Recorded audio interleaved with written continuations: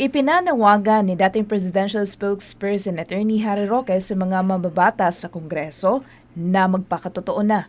Kaugnay ito sa panawagan ni dating Pangulong Rodrigo Duterte sa publiko na huwag magbayad ng buwis maliban na lang kung bubuksan ng Kamara ang kanilang Book of Accounts. Sinabi ni FPRRD ang pagbubukas ng Book of Accounts ang tanging paraan lamang upang malaman ng lahat kung saan napupunta o nagagamit ang kanilang pera. So ang pakiusap ko lang sa aking mga dating kasama sa Kongreso, magpakatotoo lang po tayo. Huwag tayong Poncio Pilato na parang ang linis-linis nyo. Tanggapin lang natin ang katotohanan na talagang may pondo na galing sa gobyerno, na talagang pinamimigay natin, na kung padadaanin natin sa proseso ng liquidation, wala na tayong gagawin kundi mag-liquidate na mag-liquidate.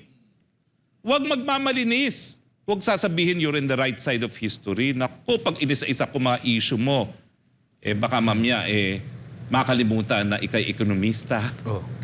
Attorney. Tigil na natin doon, okay? Respetuhan na lang.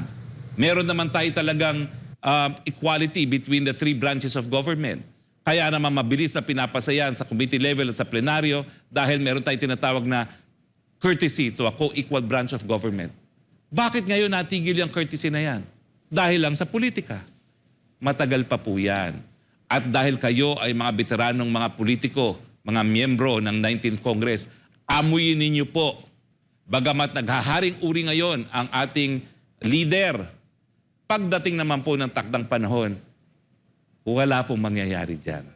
Dahil hindi gusto ng taong nangyayari ngayon.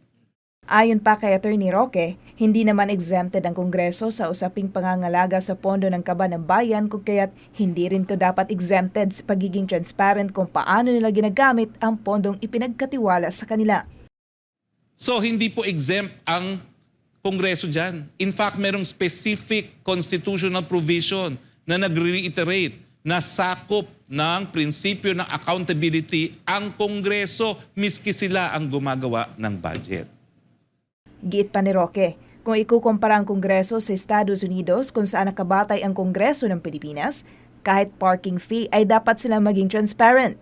Magugunita naman na sinabi na ni FPRRD na sa pamamagitan ng pagbubukas ng Book of Accounts, matutukoy kung sino sa mga mambabatas ang tunay na Pilipino at nagpapanggap lamang na isang makabayan. Para sa Diyos at sa Pilipinas kung mahal, ako si Valdivina Gracia, SMNI News.